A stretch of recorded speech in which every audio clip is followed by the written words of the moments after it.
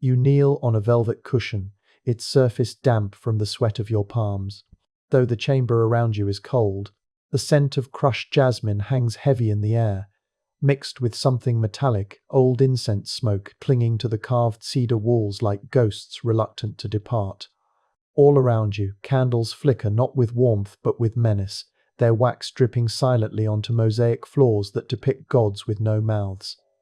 The silence is unnatural, enforced. No music dares to play, no joy has been invited. You are not a bride, you are an heirloom being repositioned. Above you arches a ceiling, inlaid with gold stars, each one hammered by hand, by artisans now long dead, their labor immortalized in your prison. The walls are thick with embroidered banners displaying the imperial sigil, a serpent eating its own tail, ringed by thorns and laurels. You are dressed in ivory silk robes so tightly laced at the ribs that breathing feels like betrayal. The fabric is embroidered with the family crest in gold thread, crawling like veins across your torso. You smell of rosewater and fear. Your wrists tremble beneath the weight of bangles, ancestral tokens meant to sanctify the occasion, though they bite into your skin with every movement. Before you stands the emperor. He does not smile, he does not blink. His robes are black, trimmed with crimson, the color of dried blood disguised as velvet. His face is pale, powdered in the style of the old dynasty, but the cracks show around his eyes, at the corners of his mouth, in the slight tremor of his fingers. He reaches out slowly, ceremoniously, with a ring. It is ancient, passed down from the founder of the bloodline, and you have seen it before, on the hand that once held yours when you were still allowed to be a child. He places it on your finger now, not as guardian but as husband, and in that moment the final lie becomes law. The high priest intones the ritual words, voice echoing hollowly in the domed chamber. He names your virtues, chastity, obedience, silence. He does not name your age. He does not mention that you share the same blood as the man beside you. He simply blesses the union as divine necessity, a sealing of lineage, a sacred joining of the sun and the moon. You are told to look into his eyes. You do. There is nothing in them but calculation, and beneath it, dread. After the vow is sworn, the courtiers clap 3 short coordinated bursts, then nothing. You rise only when the emperor signals you to. Your knees ache, you have not eaten. The moment your feet touch the floor, you feel the weight of your title wrap around your ankles like chains. Empress consort by sacred blood. The emperor offers his arm. You take it. His skin is cold and damp, his grip is too tight. You are led through halls lit by torchlight, past guards who do not meet your gaze. The bridal chamber is deep in the palace's western wing, rarely used except for ceremonial confinement. When the door shuts behind you, it locks with an audible click. The air is thick with musk and burnt oil. A single mirror hangs on the far wall, its surface veiled with black silk. No reflections tonight, only shadows. The emperor removes his outer robes slowly, methodically, like a man undressing for burial. You do not cry, you do not scream. You simply wait for the next violation, for the next ceremony, for mourning. He does not touch you that night. Instead, he sits beside you on the edge of the bed, speaking softly to no one. He mutters of omens, of betrayal, of the rot at the root of the dynasty. You do not respond. You know this is not about love. This is about sealing the walls of the empire from within, about bending blood to power. You lie still, a bridal statue carved in flesh. You count the hours by the flicker of candlelight, and somewhere in the darkness, you feel something die that you hadn't known was still alive. You remember the warmth of the old garden before it became forbidden, how the scent of crushed oranges clung to your fingertips as you peeled them beneath the shade of the elder fig tree. Your mother humming an old folk song whose words the court had long erased from formal record. The sun then was kind, not blinding. It bathed your face as you lay with your head in your nursemaid's lap, her calloused fingers tracing shapes on your forearm to help you sleep. You had a name then, not the one that would later be carved onto official documents like a brand, but a secret name whispered only in private, a name wrapped in love and forgotten language. It is this name you clutch when you hear, days later, that your father is dead. No cause is spoken aloud. though the corridors groan with rumors. Some say poison, others whisper suicide. But all agree on one thing: the emperor had summoned him the night before. After the funeral rites, the household changes without warning. Your bed is removed. Your toys vanish. The painted wooden doll you once dressed in scraps of your mother's fabric disappears from its perch beside the window, replaced by scrolls wrapped in red silk treatises on lineage, loyalty, and the duties of the blood-bound female. Your mother is no longer permitted to dine with you. She begins to wear black even during the day, her face pale and tight with something she cannot name. You are taken to the Hall of Names, where the emperor himself, your uncle by law, your shadow by presence, places a ring of iron around your neck and tells you that you are now daughter of the realm, no longer child of any woman. The weight of the iron is not in its metal but in its silence, for no one protests, not even your mother, whose fingers shake as she blesses you with holy water that smells faintly of vinegar and regret. They begin your education at dawn each day, waking you with bells instead of the songs your nursemaid once sang. You are taught the imperial lineage first, not its people, but its laws, its cycles, its justifications. You learn that empires are never wrong, only misunderstood. You are told that your body must become language, that your gestures must speak loyalty, that your silence must speak faith. A tutor with eyes like broken glass tells you that a girl of the blood must be more than obedient. She must be ornamental, sacrificial, enduring. When you once ask if you may learn to ride a horse like your brothers, you are whipped not out of cruelty but out of doctrine. You are told that riding creates independence, and that independence is disobedience in silk. There are nights when your mother visits in secret, her visits brief and desperate, always ending with a warning not to cry too loudly, not to speak too freely. She smells of lavender and guilt, her hands colder each time she holds your face. She tells you stories of her youth, of dancing in fields outside the city walls, of choosing her own husband. Then she stops herself every time and reminds you that your life is different now, that your path was chosen for you by those wiser than love. She begins to call you by your imperial name, even when alone, and when you whisper the old name, the one she gave you, she flinches as though struck. The last time she comes, she brings you a gift, a veil, heavy and white, trimmed with mourning lace. She places it over your head and kisses your forehead. You stare at your reflection in the polished silver basin, veil hanging like a cloud that will never lift. From then on, you walk with your head lowered, your voice flattened, your footsteps rehearsed. You begin to understand that the empire is not a place, but a hunger, and that you are being prepared not to live within it, but to feed it. And though you are still a child in age, your mind begins to fracture into pieces, one for the smiling daughter, one for the obedient student, and one hidden deep within, growing silent and sharp like a blade beneath silk. They wake you before the sun, always before the sun, as if even light must be earned through silence. The knock is never loud, but it is absolute. 3 measured taps against the cedar door, followed by the sound of keys scraping metal. Your attendants enter without looking at your face, eyes trained on the floor, robes grey as fog, movements synchronized like shadows from the same hand. You are lifted from your bedding, not touched, not held, only arranged, and led to the bath of obedience, where warm water laced with sacred herbs steams against your skin, not for comfort, but for purification. You are scrubbed clean, not of dirt, but of memory. Your hair is combed with a silver-toothed instrument, your fingernails filed to soft ovals, your back examined for marks, as if your body were a manuscript being prepared for ceremonial inscription. The water smells of crushed rose stems and stale milk. You are not allowed to speak. After the bath comes the binding.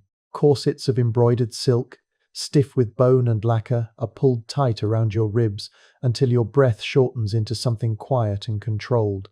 Over this they drape you in ceremonial layers, white for loyalty, blue for submission, gold for divine blood. A jade pin is inserted into your braid, one so sharp that you sometimes wonder if it is meant to remind you of death. No mirror is offered. Your reflection, they say, invites vanity. You are told you must now see yourself only through the eyes of the emperor, for he is the mirror of the nation. When you pass beneath the archways of the scholar's court, you bow exactly 45 degrees. You are corrected. if you are even a degree off. No explanation is given. They say perfection is instinctive for those truly born to serve the realm. Your days are consumed with ritual study, but not of the kind that cultivates thought. You are drilled in posture, in tone modulation, in the difference between stillness and stiffness. Tutors swarm around you like gnats, each one bearing a different doctrine. Some teach the old philosophies, others the imperial gospel, but all agree on one thing: your body is not your own. It belongs to the bloodline. You recite creeds with a hollow voice, syllables tumbling from your lips like coins into a well you cannot see the bottom of. When you mispronounce the name of a dead emperor, your knuckles are rapped with a rod scented faintly of sandalwood. They say the pain helps etch memory into flesh. You begin to believe them. Once a week, you are summoned to the Chamber of Continuance, a cavernous room lit only by vertical slits of sunlight that stripe the air like blades. There, you kneel before a council of silent men robed in crimson, their eyes veiled with gold-threaded gauze so that they may judge without distraction. You are made to walk the length of the marble path barefoot, shoulders back, eyes cast down, hands folded in front of your waist. Any hesitation is noted, any trembling is recorded. They never speak to you. They simply gesture, and the scribes write. You do not know what is written. You only know that each week your gowns grow heavier, your lessons more cruel, your nights more sleepless. The ink of the empire writes not with truth, but with expectation. When you first bleed, you are kept in isolation for 7 days. The servants wash your sheets in boiling water. A priest marks your door with ochre and salt. The emperor himself visits on the 4th day, his eyes slow and searching as he regards you not as a girl, but as a solution. He brings wine in a goblet carved with the likeness of a lion devouring its own cub. He tells you the dynasty is sick, that only sacred blood can restore it. You do not understand his meaning, not fully, but the way his hand lingers on your shoulder tells you that your ignorance will not protect you for long. That night, a feast is held in the outer courtyard. You watch from a latticed window high above, face pressed to the carved stone. You hear laughter. You hear the words fertile, blessed, and inevitable. You do not know if they are celebrating you or mourning you. After that, the world shifts beneath your feet. You are no longer taught to serve. You are taught to endure. Your meals are now supervised by a physician who counts your bites. You are weighed twice weekly. Every mark on your body is noted in ledgers guarded by eunuchs. A new tutor arrives, an older woman with thin lips and a thick veil, and she teaches you how to speak while smiling, how to cry without sound, how to show affection without revealing hope. She tells you that love is a disorder of the lower classes, and that your body is a fortress that must not crack. You nod, though something inside you, some small, unkillable voice, still remembers the girl who once climbed fig trees barefoot and whispered her secret name into the wind. By the time they tell you you've been chosen to be the empress, you no longer flinch. You bow, smile, and whisper the expected thanks. You do not ask chosen by whom. You do not ask for what. You simply kneel, as they place a scroll in your hand bearing your future title in gold calligraphy. The ink is still wet, but the words feel older than your bones. The announcement is made at the zenith of day, when the sun hangs directly above the palace dome like an unblinking eye, scorching and inescapable. You are summoned not by a voice but by the tolling of the ceremony bell. 7 long, low notes that echo through every courtyard, corridor, and cloister of the imperial grounds. As you descend the staircase of the Maiden's Wing, escorted by silent guards clad in obsidian armor, you feel the air change, not in temperature, but in weight. Servants avert their eyes, courtiers bow too low. The palace itself seems to shift around you, drawing tighter, walls leaning inward, as if to witness what cannot be undone. You are led through the great arcade to the Hall of Statues, where generations of emperors loom in alabaster silence, their chiseled faces locked in the same expression of cold triumph. There, surrounded by marble ghosts and living witnesses, the emperor steps forward and announces what the people will soon be told, that for the salvation of the realm, the bloodline must be preserved through divine union. You are to marry him, your own blood, your own jailer. You do not speak, you do not weep. You perform the nod you were trained to deliver, the soft, practiced downward tilt of your head that signals gratitude laced with humility. The chamber erupts into applause, though no one smiles.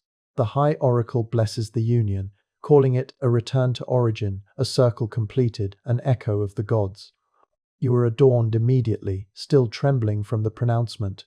Your robes are stripped from you in the antechamber of blessing, and replaced with ceremonial silks so heavy they leave red marks on your shoulders.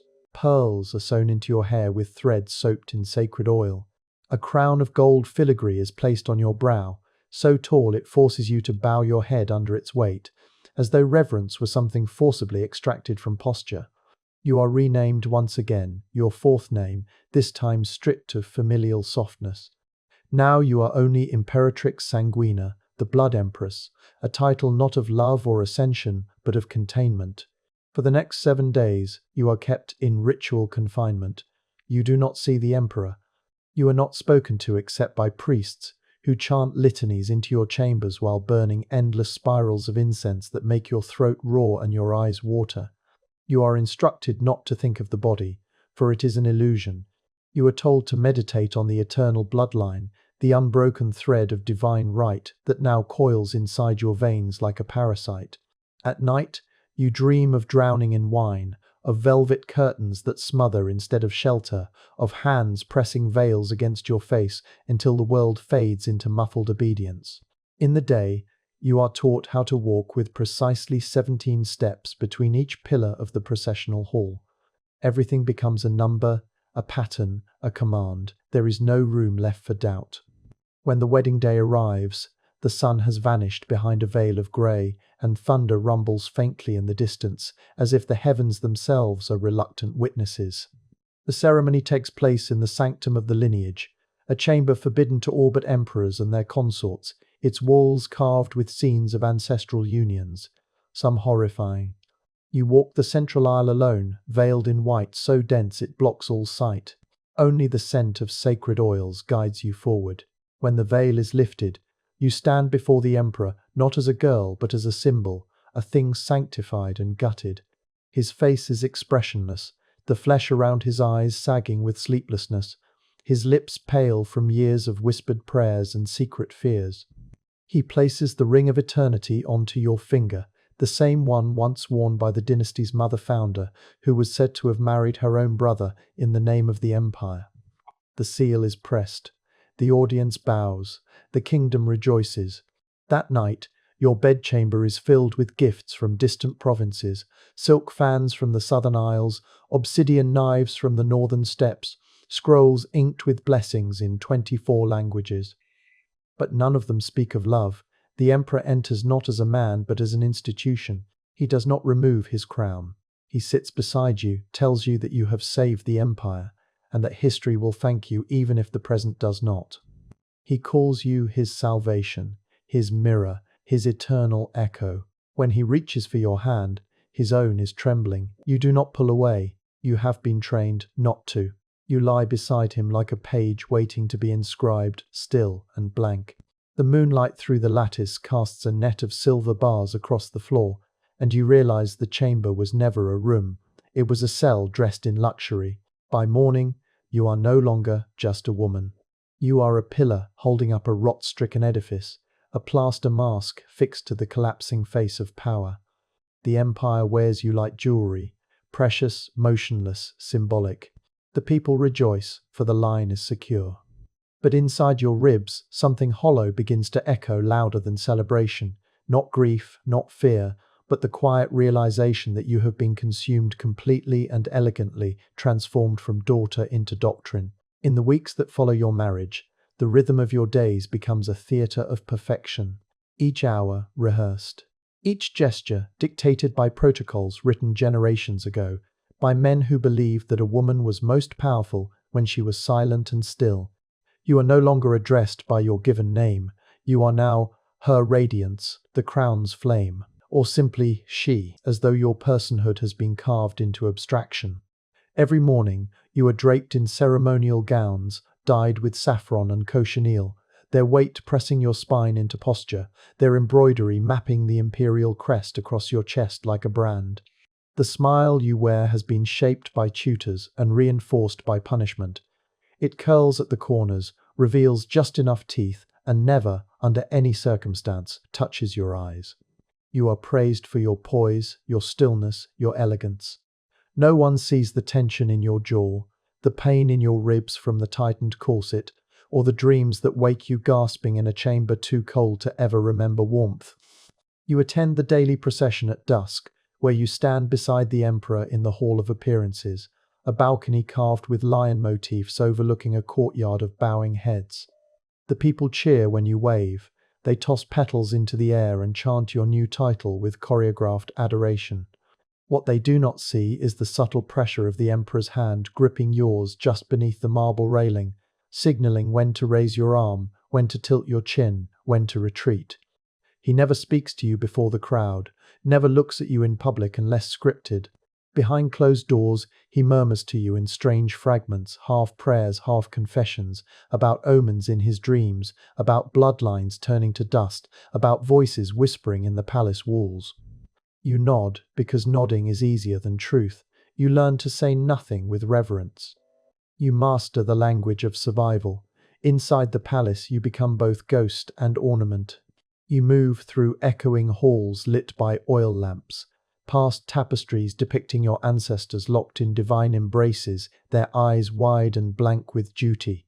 You are expected to preside over charitable banquets for the widows of fallen generals, to bless children born on holy feast days, to compose letters in your name that others write for you.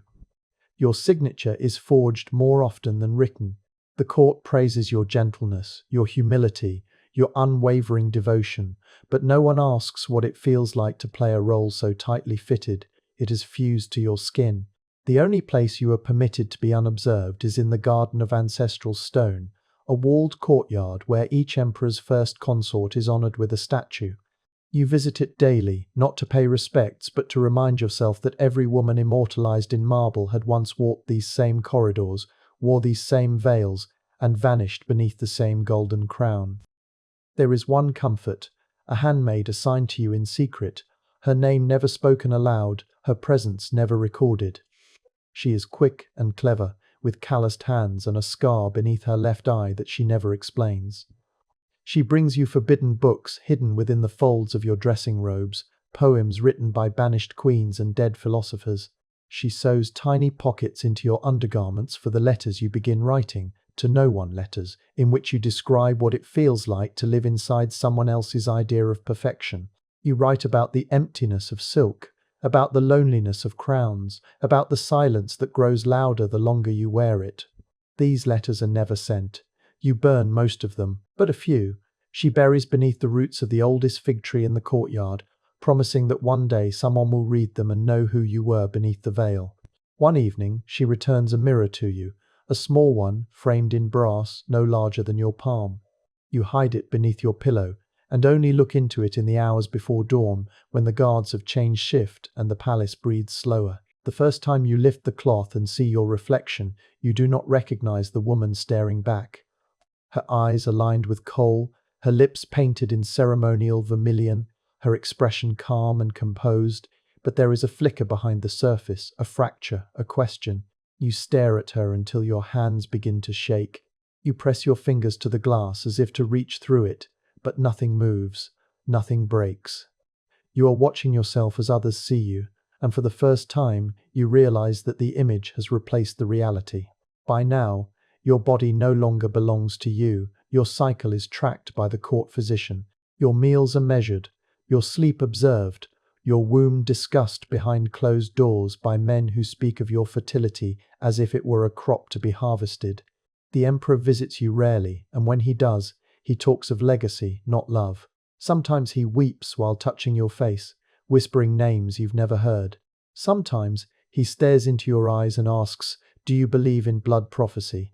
You do not answer, because to answer is to risk becoming more than the mask they made for you. So you smile, the same perfect painted smile you were taught. And in the silence that follows, you begin to understand that this performance is not for the empire, not even for him. It is for survival, and you perform it flawlessly. The palace is dressed in gold that evening, not sunlight but fabric, banners, tapestries, tablecloths, all embroidered with symbols of longevity and divine union, as if the empire itself were trying to convince the world that what it had built was eternal. You are summoned before sunset and clothed in layers of brocade that shine like molten metal, your silhouette reshaped into a vision they call sacred tight bodice to raise the chest, long sleeves to conceal the bruises on your wrists, a crimson sash tied at your waist so tightly that it feels less like decoration and more like a noose. As your attendants fasten your veil, now threaded with pearls the size of teeth, one of them avoids your gaze, not out of etiquette, but grief. You already know something is wrong. You've known since morning, when your handmaid failed to arrive, when the secret knock never came, when the hidden letters beneath the fig tree were unearthed and replaced with silence. The hush that draped itself across the palace halls was not ceremonial, it was surgical, precise, intentional, and irreversible. The feast is held in the Hall of Oracles, a space reserved for moments of national revelation and myth-making, and tonight it is transformed into a theatre of celebration. Nobles arrive from distant provinces wearing elaborate masks shaped like phoenixes, lions, dragons, each one an emblem of a different ancestral lie. The emperor sits at the head of the table, flanked by generals and high priests, his robes trimmed in flame-colored silk that shimmers as he lifts his goblet and announces the 5th anniversary of your consecrated union. He praises your loyalty, your composure, your unmatched purity. Applause rises like smoke, choking the chamber in sound. You bow when prompted. You smile. And you do not break character, even when a servant leans in close and whispers the words you already feared. She confessed. She was executed this morning, for heresy, for treason. Your hand does not tremble, your lips do not falter. But something inside you shifts, like the slow cracking of ancient ice beneath velvet. You take your place beside the emperor, as musicians begin to play a hollow melody composed generations ago, meant to mimic the cry of mourning birds turned joyful by duty. Dancers emerge in pairs and perform choreographed reenactments of the royal marriage, their movements stiff and uncanny, their faces painted to resemble you and him, grotesque puppets in a theatre too polite to admit it is mocking itself.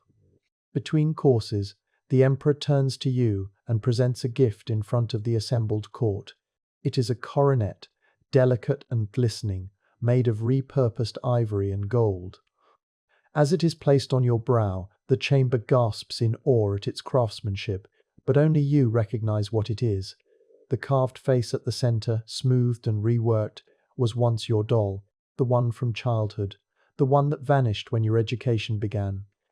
Its eye sockets are filled with rubies now, its smile has been erased. You wear it as your crown.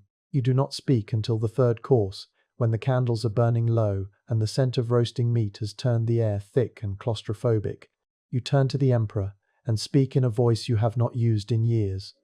Not the trained lilt of the consort, but the low, steady timbre of the girl who once walked barefoot in the orchard and dared to remember her own name. You look him in the eyes and say, without raising your voice, "You have married your reflection, not a woman."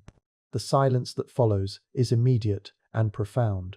It spreads like ink across parchment, reaching every corner of the chamber. He stares at you, unblinking. Then, slowly, he raises his hand and strikes you, not hard enough to draw blood, but hard enough to mark you, to remind you. The room remains silent. No one interferes. No one looks away. You do not flinch. You do not lower your eyes. You keep staring as he lowers his hand, his expression unchanging except for the faint quiver in his lip. And then, unexpectedly, almost imperceptibly, he begins to weep. His shoulders shudder once, then again, and then he is leaning toward you, pressing his forehead into your shoulder, sobbing like a child.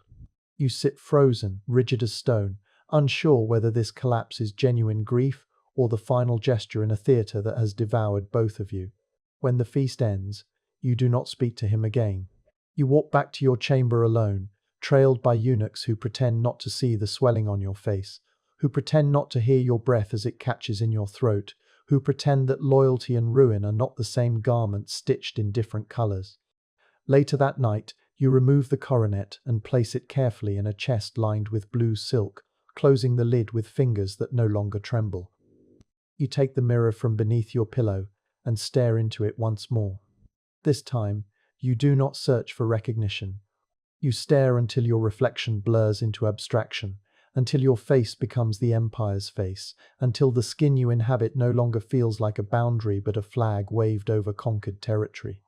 Somewhere beneath the palace, the fig tree still grows, its roots curling through the ashes of letters never read, its branches reaching upward toward a sky that does not know how to mourn.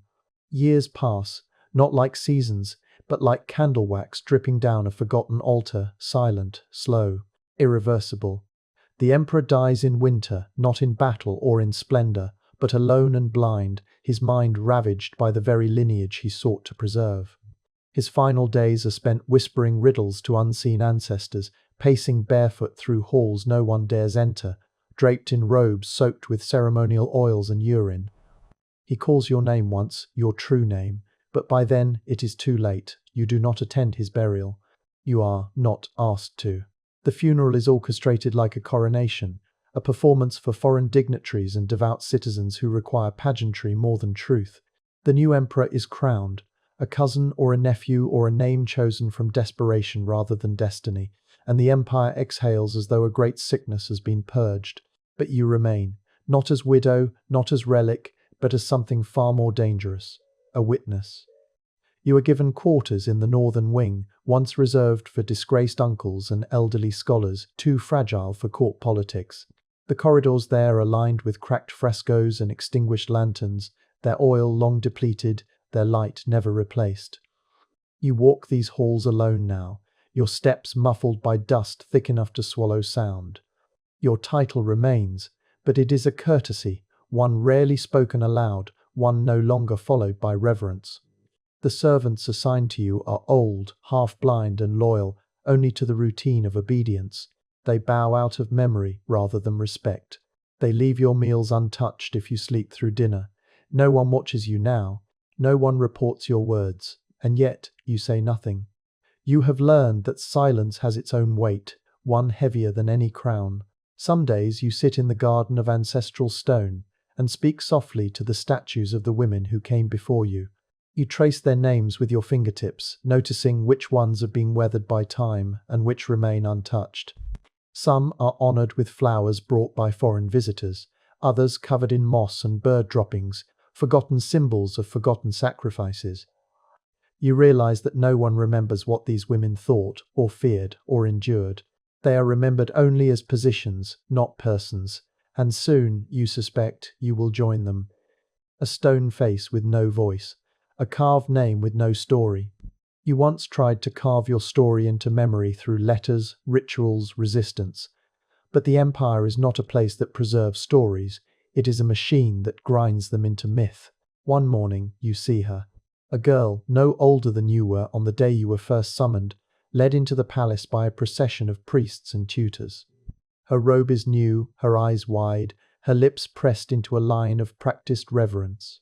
You do not know her name, you do not need to. She has already been renamed. She has already been measured for her silence. You watch her from the shadows of a colonnade, unseen, half curtained by vines. When she passes near, you step forward, not boldly, not loudly, but with the gentle gravity of someone who no longer fears consequence. You take her hand, soft and trembling, and press something into her palm. The mirror, the one you once hid, once feared, once searched for answers within. She looks at you, confused. You do not explain, you only whisper, "Don't forget what your face looks like." You return to your chamber and close the door behind you. You do not weep, you do not pray. Instead, you sit by the window and listen to the empire move on without you. Trumpets blare in celebration of the new consort. Bells toll in rhythms you once knew by heart. And somewhere, deep in the palace vaults, your name is recorded in ledgers that will be rewritten, edited, buried. But still, you remain in the quiet, in the echo that refuses to fade, not as mother, not as martyr, but as memory. The empire will tell its stories, but you will haunt its silences.